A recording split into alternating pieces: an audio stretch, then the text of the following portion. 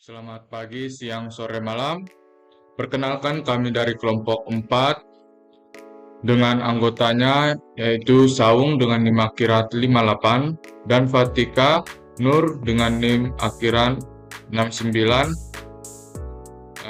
Habis itu ada Zaki dengan NIM akhirat 77 dan akhirat 96 dan saya sendiri Iskia dengan NIM akhirat 89.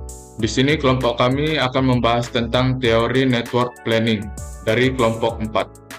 Oke, di sini saya akan menjelaskan apa itu network planning. Merupakan model yang digunakan dalam manajemen proyek untuk merencanakan, mengatur, dan mengawasi pelaksanaan suatu proyek secara lebih sistematis. Jadi, model ini memvisualisasi hubungan antar kegiatan dalam bentuk diagram jaringan yang memungkinkan pengelolaan proyek untuk memahami ketergantungan antar aktivitas, mengidentifikasi jalur kritis, serta mengatur alokasi waktu, sumber daya, dan biaya secara efektif. Jadi kesimpulannya itu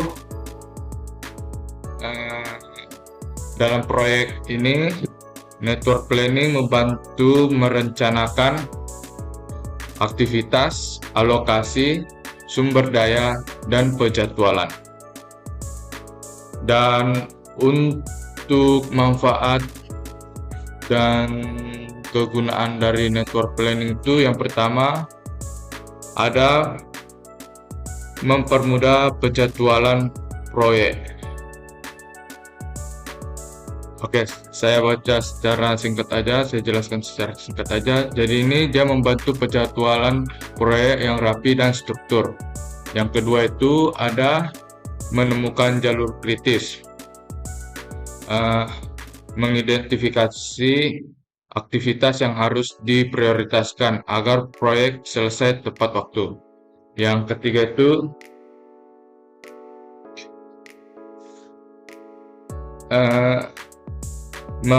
mengoptimalkan alokasi sumber daya.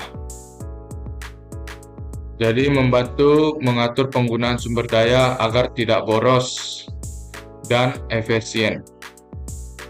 Baik, melanjutkan dari rekan saya. Manfaat dan kegunaan dari network planning yang keempat adalah mendeteksi potensi masalah sejak dini. Network planning dapat membantu mendeteksi potensi masalah proyek dengan memvisualisasikan ketergantungan antar aktivitas. Hal ini memungkinkan pengelola memperkirakan keterlambatan atau hambatan sebelum terjadi. Yang kelima, mempermudah pengawasan dan pengendalian proyek. Diagram jaringan memudahkan pengawasan proyek sehingga memungkinkan pengelola mendeteksi kemajuan atau keterlambatan dan segera melakukan penyesuaian agar proyek tetap sesuai rencana. Yang keenam, meningkatkan komunikasi tim proyek. Network planning meningkatkan komunikasi tim dengan menyediakan diagram visual yang jelas. Hal ini dapat membantu anggota memahami kontribusi mereka masing-masing dan mendorong koordinasi serta kolaborasi yang lebih baik. Yang terakhir, mengurangi resiko dan ketidakpastian. Network planning dapat mengurangi resiko proyek terkait waktu, biaya, dan sumber daya melalui perencanaan sumber matang, memungkinkan pengambilan keputusan tepat dan tindakan preventif. Selanjutnya akan saya serahkan ke rekan saya. Baik, selanjutnya mari kita lihat apa saja model dari network planning. Jadi di sini terdapat 6 model utama. Yang pertama yaitu Critical Path Method atau CPM. Jadi CPM ini adalah teknik untuk menentukan jalur kritis dalam proyek, yaitu rangkaian kegiatan yang mempengaruhi durasi penyelesaian proyek. Kegiatan di jalur ini tidak dapat ditunda tanpa menunda proyek. CPM juga membantu fokus pada kegiatan yang mempengaruhi waktu penyelesaian. Selanjutnya yang kedua yaitu Program Evaluation and Review Technique atau PERT. PERT ini biasa digunakan untuk proyek dengan ketidakpastian waktu dengan memberikan 3 estimasi waktu untuk setiap kegiatan, lalu menghitung waktu rata-rata untuk merencanakan proyek dengan lebih realistis. Selanjutnya yang ketiga yaitu Precedence Diagram Method atau PDM. PDM adalah metode yang menggambarkan ketergantungan antar kegiatan proyek menggunakan diagram berbasis simpul dan panah, menunjukkan hubungan yang fleksibel seperti finish to start dan start to start. Selanjutnya yang keempat yaitu Arrow Diagram Method atau ADM. ADM ini menggambarkan kegiatan dan hubungan ketergantungan menggunakan panah, namun lebih terbatas pada jenis hubungan ketergantungan dibandingkan PDM. Selanjutnya yang kelima yaitu Gantt chart, adalah diagram batang yang digunakan untuk merencanakan dan melacak waktu pelaksanaan setiap kegiatan dalam proyek, memberikan gambaran visual tentang timeline proyek. Yang terakhir yaitu MS Project. Jadi MS Project ini adalah perangkat lunak manajemen proyek yang mendukung CPM, PER, dan Gantt chart, serta membantu merencanakan, mengelola, dan melacak kemajuan proyek secara efisien. Selanjutnya yaitu penerapan metode network planning, yaitu analisa pengendalian manajemen waktu proyek pembangunan gedung SD Islamic Center dengan metode network planning. Untuk latar belakangnya, jurnal ini yang ditulis oleh Devi Tri Astuti yang membahas analisis pengendalian manajemen waktu pada proyek pembangunan gedung SD Islamic Center Samarinda menggunakan model utama CPM, PER, dan MS Project dengan target 200 hari. Analisis ini dilakukan untuk menentukan cara mempercepat durasi penyelesaian proyek guna mencapai waktu pelaksanaan yang lebih optimal. Untuk pembahasannya, penerapan metode CPM bertujuan untuk mengidentifikasi aktivitas proyek tanpa pelonggaran waktu atau float, di mana keterlambatan pada aktivitas ini akan menunda keseluruhan proyek. Berdasarkan perhitungan, durasi total proyek adalah 191 hari. CPM unggul dalam mengidentifikasi jalur kritis dan membantu manajer fokus pada aktivitas utama, namun tidak mempertimbangkan ketidakpastian durasi aktivitas yang dapat memengaruhi penyelesaian proyek. Oke, jadi untuk menghitung studi kasus yang berjudul pengendalian manajemen waktu proyek pembangunan gedung SD Islamic Center dengan menggunakan metode network planning, di sini ada 3 metode yang digunakan di dalam studi kasus tersebut. Yang pertama adalah metode Critical Path Method atau CPM. Langkah perhitungan yang digunakan yang pertama adalah menentukan aktivitas proyek, durasi, dan juga ketergantungan.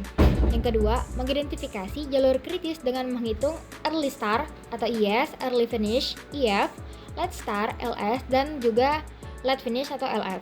Kemudian menghitung total float yang di sini adalah LF dikurang EF. Yang ketiga, aktivitas dengan TF yang sama dengan 0 yang merupakan jalur kritisnya itu sendiri. Nah, berdasarkan hasil perhitungan dengan menggunakan metode CPM, durasi total proyek diperkirakan selama 191 hari. Metode CPM ini sendiri mempunyai kelebihan dan kekurangannya. Yang pertama, kelebihannya adalah dapat mengidentifikasi aktivitas paling penting dan mempunyai kelemahan yaitu tidak dapat mempertimbangkan ketidakpastian waktu. Lanjut, metode yang kedua adalah metode PERT atau Program Evaluation and Review Technique. Nah, di sini terdapat langkah perhitungan. Yang pertama adalah menggunakan 3 estimasi waktu untuk setiap aktivitas. Di sini diinisialisasikan optimis itu merupakan alfa, paling mungkin itu M, dan pesimis itu beta. Nah, waktu estimasinya itu adalah TE. Jadi untuk menghitung TE itu di sini adalah optimis ditambah dengan 4 dikali paling mungkin ditambah sama pesimis dibagi dengan 6. Yang kedua, jika sudah dapat di situ adalah menghitung variasi O2 dan standar deviasinya. Nah, setelah dapat di situ juga dapat lanjut ke estimasi durasi proyek yang di sini adalah rumusnya waktu estimasi ditambah dengan hitung variansi. Hasil dari metode PERT ini adalah durasi proyek didapatkan selama 192 hari, yang dimana durasi proyek ini lebih lama dari CPM itu 191 hari. Kemudian rentang waktunya adalah 171 hingga 213 hari dan probabilitas penyelesaian dalam 171 hari. Metode yang terakhir adalah metode MS Project. Untuk menghitung ini, kita bisa memvisualisasikan jalur proyek dalam diagram Gantt. Nah, Di sini juga mengelola hubungan antar aktivitas. Hasil dari penggunaan MS Project ini adalah durasi proyek yang didapatkan yaitu selama 191 hari, yang dimana hasil durasi proyek ini sama dengan menggunakan metode CPM.